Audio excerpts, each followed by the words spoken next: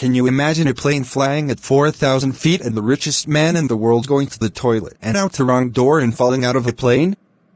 You cannot? Hard to believe? Well, on July 4th, 1928, something like that just happened. The disappearance of this multimillionaire is one of the most confusing mysteries in modern history.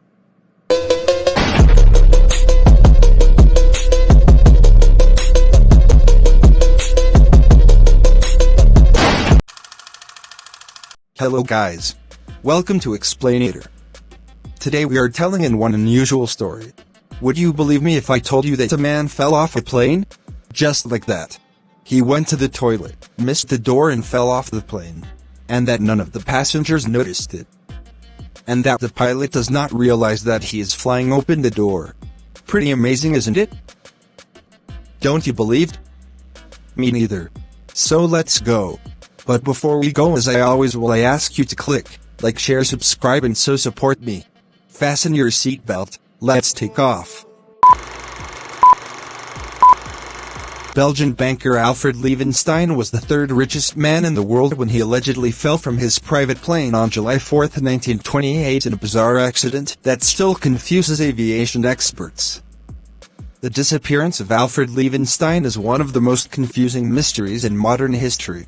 The third richest man in the world, a banker born in Belgium, seems to have come off the covers of magazines that promote wealth in the golden age.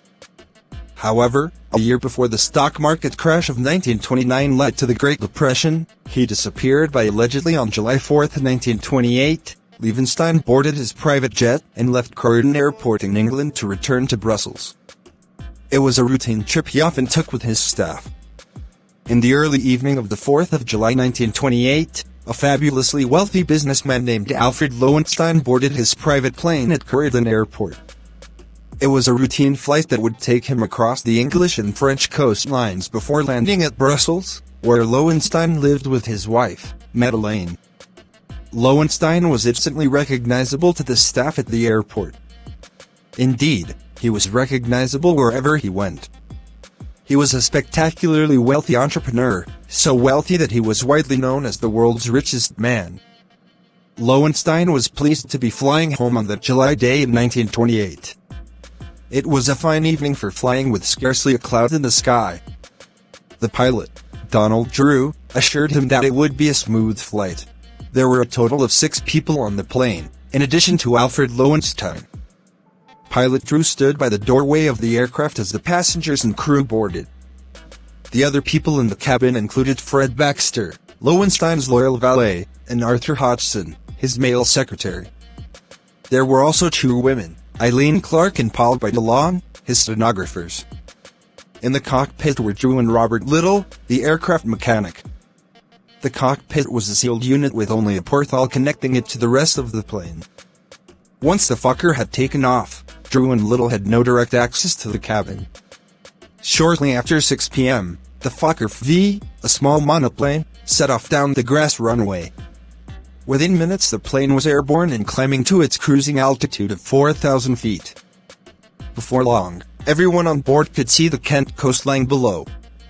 A minute or so later, they were flying over the English Channel. At the rear of the Fokker's cabin there was a windowless door that led into a small toilet. This room also had an exterior door. This door was clearly marked exit and was equipped with a spring-loaded latch controlled from inside. It took 2 strong men to open it in mid-air, due to the slipstream pressing against it. Loewenstein spent the first half of the flight making notes. Then, as the plane headed out over the channel, he went to the toilet compartment at the rear. According to statements later made by Baxter, 10 minutes passed and he had still not returned to his seat. Baxter grew concerned and knocked on the toilet door. There was no answer. Worried that Loewenstein might have been taken ill, he forced open the door. The toilet was empty. Alfred Levenstein had disappeared into thin air. An obvious course of action would have been for the plane to divert to the airstrip at Saint-Englevert, which lay between Calais and Dunkirk. Here, the pilot could have alerted the Coast Guard to Loewenstein's disappearance. Instead, Donald Drew landed the plane on what he believed to be a deserted beach near Dunkirk. In actual fact, The beach was being used for training by a local army unit. When the soldiers saw the Fokker coming in to land, they began running along the beach to meet it. It took them 6 minutes to arrive at the stationary plane, by which time the passengers and crew had disembarked. The French army arrived immediately, the plane was seized, and all 6 passengers were questioned. They were initially questioned by Lieutenant Marcales, but he was unable to make any sense of what had happened. Pilot Drew behaved particularly strangely, evading his questions for half an hour until finally admitting that they had lost Alfred Levenstein somewhere over the English Channel. Drew was next interrogated by a professional detective named Inspector Bonnot. The inspector confessed to being extremely puzzled by what he was told. "A most unusual and mysterious case," he said. "We have not yet made up our minds to any definite theory, but anything is possible." He didn't arrest anyone and even allowed the plane to continue its flight to Saint-Cleverton and back to Croydon. The ensuing investigation was bungled from the outset. Loewenstein's body was finally retrieved near Boulogne on the 19th of July, more than 2 weeks after his disappearance. It was taken to Calais by fishing boat, where his identity was confirmed by means of his wristwatch. There were no traces of fighting on the body. A post-mortem revealed he had a partial fracture of his skull and several broken bones. Forensic scientists concluded that he had been alive when he hit the water, and the death was declared an accident. The mystery of how he fell to his death remained unanswered, though there are many theories. Some said the absent-minded Loewenstein had accidentally opened the wrong door and fallen to his death. This was most unlikely, given that it was virtually impossible to open the door in mid-flight. Others said he'd committed suicide, perhaps because his corrupt business practices were about to be exposed. A far more plausible and sinister explanation is that Loewenstein was forcibly thrown out of the plane by the valet and the male secretary, possibly at the behest of Loewenstein's wife, Madeleine. She had a very frosty relationship with her husband and was desperate to get her hands on his fortune. One thing is clear, all 6 people on board were almost certainly privy to the murder. Indeed, they had probably planned it carefully in advance. One theory as to why the Fokker landed on the beach was so that a new rear door, already stowed on board the plane, could be fitted to replace the one jettisoned over the channel. This fits neatly with the story of a French fisherman who recalled seeing something like a parachute falling from the sky at precisely the moment Loewenstein went missing. This parachute was quite possibly the rear door. The British Ministry of Aviation conducted tests on the plane on July 12, concluding that it would be impossible to open the rear door of the plane in flight without the use of high power. If the door and Loewenstein were jettisoned over the channel, it was the perfect crime. No one was ever charged with the murder, nor even directly accused. As for Loewenstein, he was so unpopular that he ended up being laid to rest in an unmarked grave. Born on March 11, 1877, Alfred Leonard Levenstein came from a long line of blue blood bankers. Instructed by his father Bernard, a German Jewish financier, he founded a banking concern based in Belgium that targeted developing countries around the world. Already rich before the First World War, his fortune had increased dramatically in the peace that followed.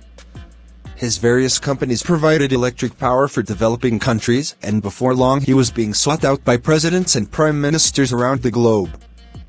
By supplying third world countries with electricity facilities, Levenstein made a fortune. He invested in goods like synthetic silk just before the prices of those raw materials rose sharply. With a passion for aviation and hundreds of flights behind him, Levenstein was christened the Flying Banker of Belgium. When World War I broke out, Levenstein became one of the most powerful people in Europe. This was obvious when, after the Belgian government went into exile as a neutral country after the German invasion, Levenstein offered $50 million without interest, to redeem all the country's debt. After the offer was rejected, he moved to England and opened a holding company in 1926. Just one investment during the turbulent single-20s brought him more than $1 million. He was so powerful that he was consulted by the heads of state, and the British government decorated him. But he also had many enemies. In 1926, he established international holdings and investments, which raised huge amounts of capital from wealthy investors. By 1928, These investors wanted some return on their money. And they wanted it sooner rather than later. Alfred Levenstein also became known as the mysterious man of Europe and the Belgian Santa Claus.